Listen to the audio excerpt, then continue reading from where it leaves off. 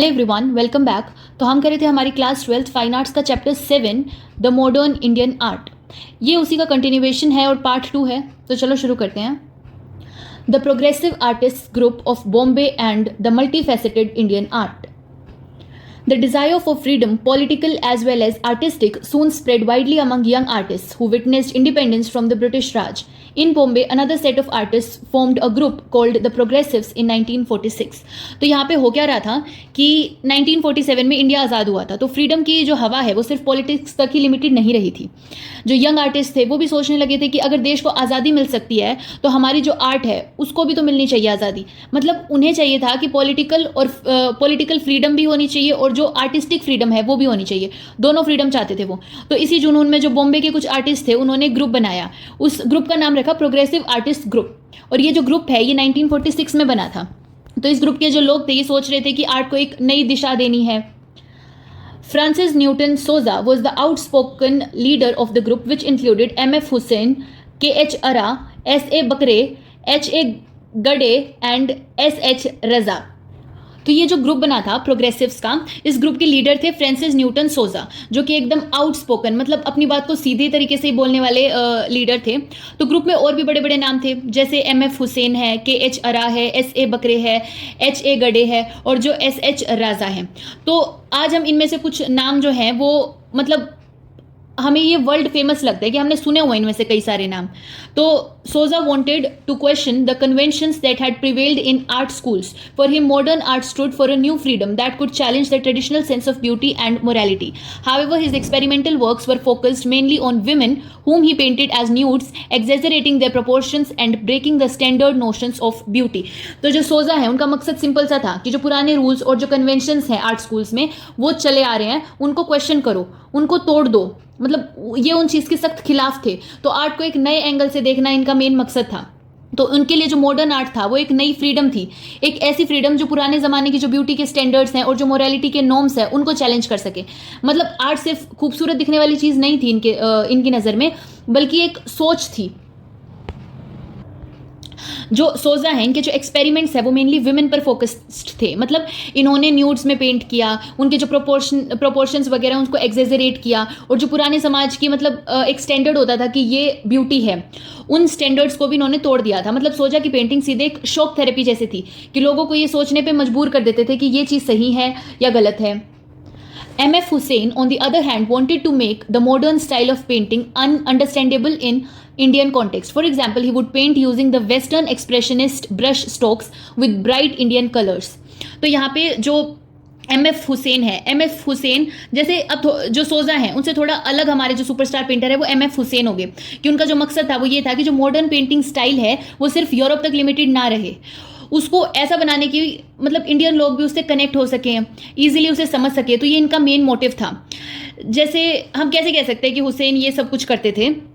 इसका आंसर बहुत सिंपल सा है कि जो वेस्टर्न एक्सप्रेशनिस्ट ब्रश स्ट्रोक्स थे उनका ये यूज़ करते थे, मतलब बोल्ड और एक्सप्रेसिव लाइंस, लेकिन उनके अंदर जो मतलब अंदर बाहर करना होता है कि जो ब्राइट कलर्स हैं, ब्राइट इंडियन कलर्स वगैरह हैं, जैसे कोई लाल है, पीला है, हरा है, जो हमारे कल्चर की पहचान है उसको ये भर देते थे उन सारी पेंटिंग्स के अंदर। मतलब बोल्ड और एक्सप्रेसिव लाइंस और कलर्स होंगे ब्राइट इंडियन कलर्स। ठीक है। He not only drew from Indian mythology and religious sources but also from the style of miniature paintings, village crafts and even folk toys. As a result of successfully combining a modern style of painting with Indian themes, Hussein's art came to eventually represent Indian modern art in the international art world. तो ये सिर्फ इतना ही नहीं करते थे, मतलब हुसैन अपने जो सब्जेक्ट्स हैं उनके लिए आइडियाज़ हर जगह से लेते थे कि इंडियन माइथोलॉजी है, रिलीजन है, मिनिएचर पेंटिंग है या कोई विलेज के क्राफ्ट्स वगैरह हैं। तो मतलब जो हाथ से जो फोक टॉयज़ वगैरह होते हैं वहाँ से भी, मतलब एकदम देसी चीज़ों का जो मॉडर्न स्टाइल था ये उनको ब्लेंड कर देते थे। और इसी फ्यूज़न का रिजल्ट था कि जो हुसैन की पेंटिंग्स थी वो इंडियन मॉडर्न आर्ट का इंटरनेशनल फेस बन गई थी। मतलब दुनिया भर में अगर कोई मॉडर्न इंडियन आर्ट कहता था तो हुसैन का नाम ज़रूर आता था उस चीज़ में। Mother Teresa is an example to understand how he adapted modern art to paint themes important to Indian as well as international audience। मतलब एक परफेक्ट एग्जाम्पल कौन सा है? Mother Teresa. ये नाम तो आपने सुना होगा फॉर श्योर। तो हुसैन ने उन्हें पेंट करके ऐसे दिखाया था कि कैसे मॉडर्न आर्ट स्टाइल जो है उसको यूज़ करके वो ऐसे थीम चूज़ करते थे जो इंडियन ऑडियंस के लिए भी मीनिंगफुल हो और जो इंटरनेशनल ऑडियंस है उनके लिए भी। हमारा नेक्स्ट टॉपिक है abstraction, a new trend. While Hussain largely remained a figurative artist, S.H. Raza moved in the direction of abstraction. It is not surprising then that landscape was a favorite theme for this artist. तो अभी तक हम क्या देख रहे थे कि जैसे हुसैन हैं वो एक फिगरेटिव आर्टिस्ट थे, मतलब पेंटिंग्स में लोग, ऑब्जेक्ट्स और जो स्टोरीज हैं वो हमें इजीली समझ आ जाती थी। लेकिन जो S.H. राजा हैं इनकी सोच अलग थी, ये चाहते थे कि थोड़ा अलग अप्रोच ट्राई करते हैं और वो एब्स्ट्रैक्शन की तरफ चले गए थे। मतलब वो चीज़ें लिटरल दिखाने के बजाय उन्हें फॉर्म्स, कलर्स और जो शेप्स हैं उनमें रिप्रेजेंट करते थे। It is not surprising then, तो यही वजह थी कि इसी वजह से लैंडस्केप उनका फेवरेट सब्जेक्ट बन गया था। अब आप सोचो कि नेचर की जो ब्यूटी है और जो एसेंस है उसको लिटरल नहीं बनाना बल्कि एब्स्ट्रैक्ट शेप्स और जो कलर्स है उसमें दिखाना है, तो ये थोड़ा सा चैलेंजिंग था लेकिन एक क्रिएटिव आइडिया था। His colours range from bright to soft modulated monochromes. If Husain use the figurative language of modern art to show Indian themes, Raja made a similar claim with abstraction. तो इनके जो कलर्स थे वो भी एकदम वर्सेटाइल थे कि कभी ब्राइट और बोल्ड, फिर वो कभी सॉफ्ट और सटल कलर्स का यूज कर रहे हैं, कभी मॉड्यूलेटेड मोनोक्रोम्स, मतलब एक ही रंग की अलग अलग शेड्स को क्लेवरली यूज करके जो मूड है और जो डेप्थ है उस चीज को क्रिएट करते थे।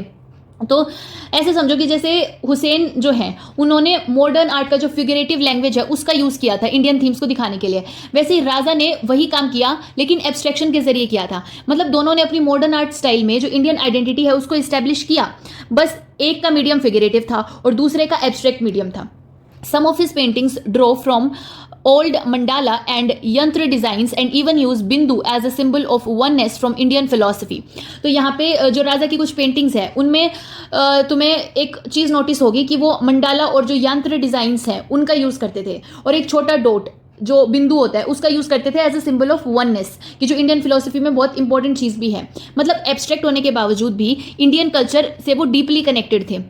Later, Gaitonde too pursued abstraction, while artists like K.K. Heber, S. Chavda, Akbar Padamsee, Tyeb Mehta and Krishen Khanna would keep moving between abstraction and figurative. तो बाद में जो और आर्टिस्ट हैं जैसे गायतोंदे है वो भी एब्स्ट्रैक्शन की तरफ गए थे, और कुछ आर्टिस्ट जैसे के हेबर है, एस चावड़ा है, देन अकबर पदमसी हैं, तायब मेहता है और जो कृष्ण खन्ना है, ये लोग एब्स्ट्रैक्शन और जो फिगरेटिव है दोनों में एक्सपेरिमेंट करते रहते थे। मतलब एकदम फ्लेक्सिबल अप्रोच थी कि कभी लिटरल है, कभी क्रिएटिव शेप्स और कलर्स में उसको पेंट कर दे रहे हैं।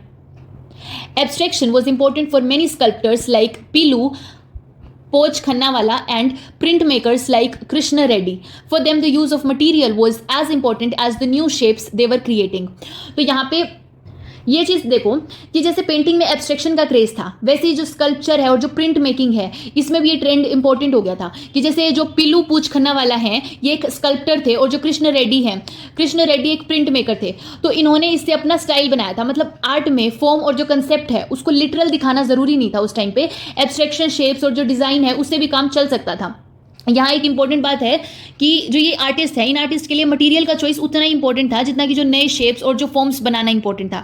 मतलब चाहे मेटल हो, क्ले हो या प्रिंट का कोई पेपर हो, मटेरियल और डिज़ाइन दोनों साथ में काम करते थे। Whether in painting, printmaking or sculpture, abstraction had a wide appeal for many artists across the 1960s and 1970s. In South India, K.C.S. Panikkar, who later went on to establish Cholamandalam, an artist village near Madras, was a pioneer in abstraction. तो यहाँ पे क्या है कि abstraction का craze सिर्फ painting तक limited नहीं था। जो प्रिंट मेकिंग है, जो स्कल्पचर है, हर फील्ड में 1960s और 1970s के टाइम में ये ट्रेंड चल रहा था। मतलब ये एक ऑल इंडिया मॉडर्न मूवमेंट बन गया था। लोग एब्स्ट्रैक्ट फॉर्म्स और जो एक्सपेरिमेंटेशन है उसमें इंटरेस्ट ले रहे थे। साउथ इंडिया में जैसे केसीएस पानिकर, बहुत इंपॉर्टेंट नाम है ये याद रखना, केसीएस पानिकर एकदम पायोनियर थे एब्स्ट्रैक्शन में, जो केसीएस पानिकर हैं। और उन्होंने बाद में चोलामंडलम आर्टिस्ट विलेज भी बनाया था मद्रास के पास। तो ये क्वेश्चन आ सकता है कि किसने इस्टेब्लिश किया था चोलामंडलम। तो ये किया था केसीएस पानिकर ने, जहाँ पे जो यंग आर्टिस्ट जो फ्री और एक्सपेरिमेंटल आर्ट सीख सकते थे, कर सकते थे, मतलब एकदम क्रिएटिव हब बना दिया था। In fact, he showed by imbibing artistic motifs from Tamil and Sanskrit scripts, floor decorations and rural crafts that abstraction has a long history in India. तो पानिकर ने ये भी दिखाया था कि एब्स्ट्रैक्शन कोई नई चीज़ नहीं है इंडिया में। तमिल और जो संस्कृत स्क्रिप्ट्स हैं, जो फ्लोर डेकोरेशंस है जैसे कोलम वगैरह होते हैं, और जो रूरल क्राफ्ट्स थे, उसी से इंस्पिरेशन लेके उन्होंने मॉडर्न एब्स्ट्रैक्शन क्रिएट किया है। मतलब इंडिया में एब्स्ट्रैक्शन आर्ट का लॉन्ग हिस्टोरिकल ट्रेडिशन है, बस मॉडर्न आर्टिस्ट नए नए तरीके से उसको प्रेजेंट कर रहे हैं। However, in art, the tension between internationalism, in which an artist could freely use the style of Western modern trends like Cubism, Expressionism, Abstraction, etc., and indigenous in which artists turned to native arts grew acute by the late 1970s. तो यहाँ पे क्या हो रहा है कि जो हमारा एक्सप्रेशनिज्म है, देखो 1970s के आसपास एक इंटरेस्टिंग सीन था. इंटरेस्टिंग सीन क्या था इंडियन आर्ट में कि एक तरफ इंटरनेशनलिज्म है, मतलब artist freely western modern styles वगैरह है उनको यूज कर रहे हैं, जैसे क्यूबिज्म है, एक्सप्रेशनिज्म है, एब्स्ट्रैक्शन है, और दूसरी तरफ इंडिजिनस आर्ट है, मतलब आर्टिस्ट अपने नेटिव आर्ट फॉर्म्स जो है, लोकल क्राफ्ट्स हैं, ट्रेडिशनल मोटिव्स वगैरह हैं, इनकी तरफ वापस जा रहे थे. तो इस टेंशन का मतलब था कि कौन सा स्टाइल ज्यादा मीनिंगफुल है. Sculptors like Amarnath Sehgal struck a balance between abstractionism and figurative and created wiry sculptures as in Cries Unheard. In case of Mrinalini Mukherjee, her works tilted more towards abstraction when she took up the innovative medium of hemp fiber as in Vanshri. तो यहाँ पे देखो कि ये जो tension थी, अभी जो टेंशन क्रिएट हुई थी, इसका सोल्यूशन ढूंढते हुए जो अमरनाथ सहगल हैं, इन्होंने एक बैलेंस क्रिएट किया. उन्होंने स्कल्पचर्स में फिगरेटिव एलिमेंट्स भी मतलब उनके जो स्कल्पचर्स हैं उसमें हमें फिगरेटिव एलिमेंट्स भी देखने को मिल जाते हैं और जो एब्स्ट्रैक्शन है वो भी.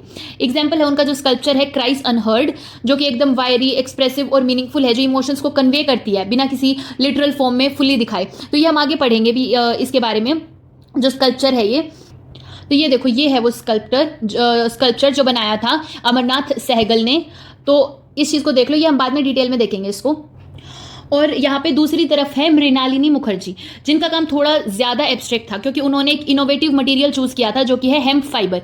तो इस मटेरियल के साथ उनके जो स्कल्पचर्स है उसमें शेप्स और फॉर्म्स का एक्सपेरिमेंटेशन और भी ज़्यादा हुआ था. एग्जाम्पल उनका जो काम है वंशरी, जो कि एकदम यूनिक और एब्स्ट्रैक्ट है, लेकिन इंडियन कॉन्टेक्स्ट में ये डीपली रूटेड भी है. तो इसको भी हम बाद में देखेंगे. तो देखो, ये है वो स्कल्पचर वंशरी जो कि मृणाली मुखर्जी ने बनाया था. Many Indian artists and critics grew worried about their imitation of modern art from the West and felt the need to establish an Indian identity in their art. तो यहाँ पे ये चीज़ समझो कि 1960s का जो टाइम था, उस टाइम पे हुआ क्या कि कुछ इंडियन आर्टिस्ट और जो क्रिटिक्स थे वो थोड़ा सा नर्वस हो गए थे. क्यों? क्योंकि वो देख रहे थे कि जो हम सिर्फ वेस्ट के मॉडर्न आर्ट को कॉपी कर रहे हैं. मतलब उन्हें लगता था कि आर्ट में इंडियन आइडेंटिटी इस्टेब्लिश करना ज़रूरी है, मतलब अपनी रूट्स और जो कल्चर है उसको रिफ्लेक्ट करना चाहिए. तो इसी वजह से तभी 1960s में कुछ आर्टिस्ट ने इंडियन आइडेंटिटी पे काम करना स्टार्ट किया, जैसे बीरेन दे हैं और GR संतोष हैं दिल्ली से, KCS पानीकर मद्रास से.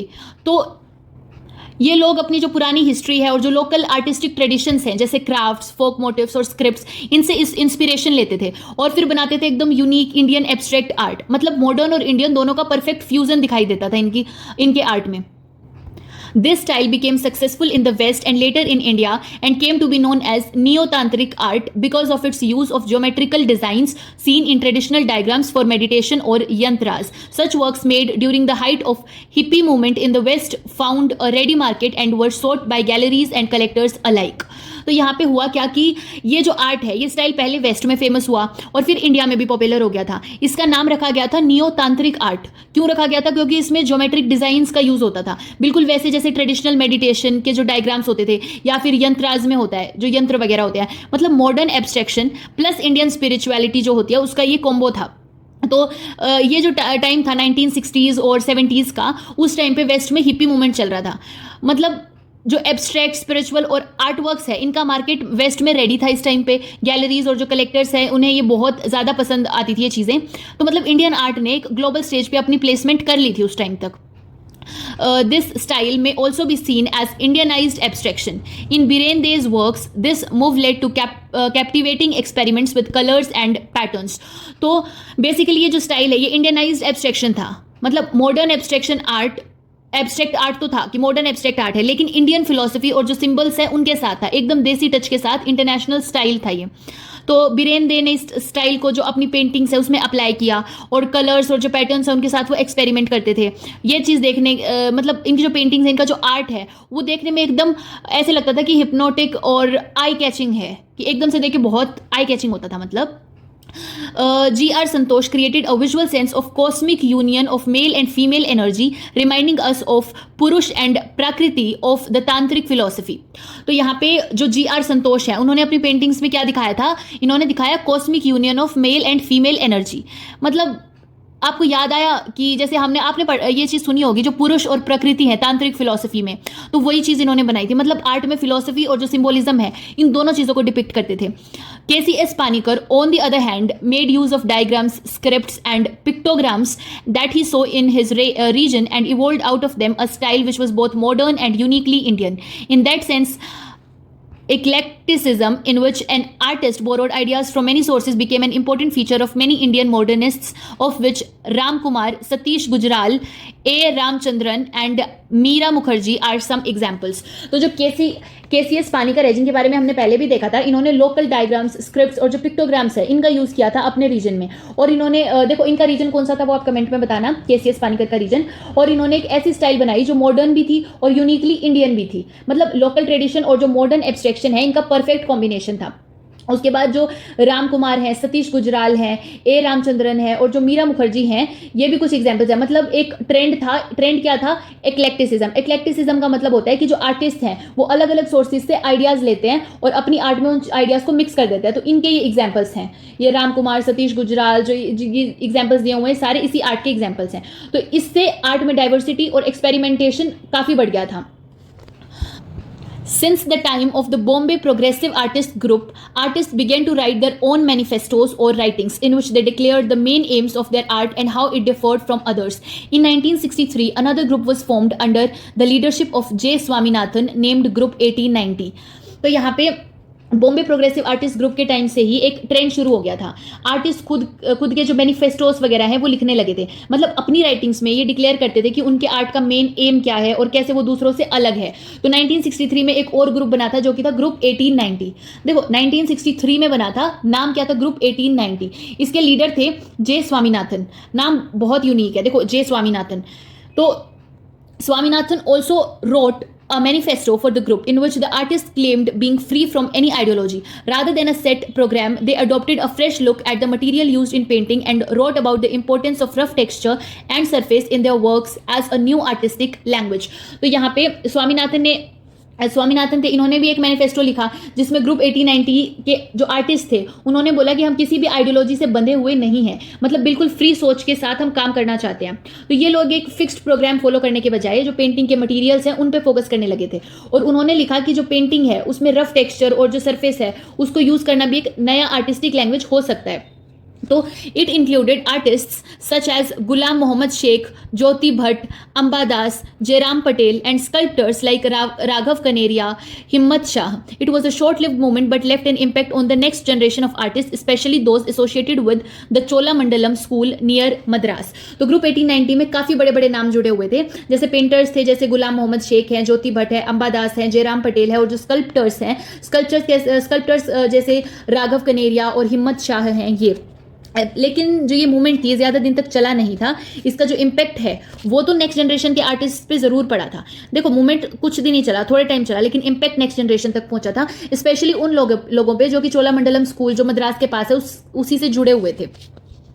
तो इस वीडियो में इतना ही। नेक्स्ट जो है वो हम अपने नेक्स्ट पार्ट में कवर करेंगे।